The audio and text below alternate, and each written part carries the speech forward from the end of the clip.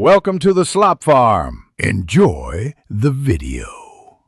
In this video, I will explain how to use Volvo XC90 headlight washers. These washers are a great feature for maintaining clear visibility, especially in challenging weather. They work by spraying a high-pressure jet of fluid onto your headlights, removing dirt and grime. This helps ensure your headlights perform optimally, keeping you safer on the road.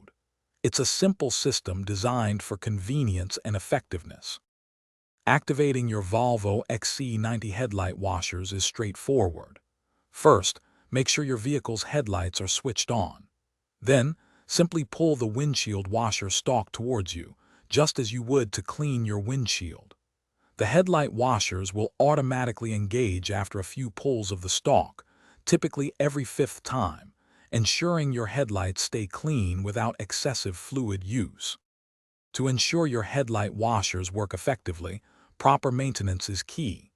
Always use a high-quality washer fluid, especially one suitable for colder temperatures to prevent freezing. Regularly check your fluid reservoir and refill it when needed. If you notice any issues, inspect the nozzles for blockages from dirt or ice.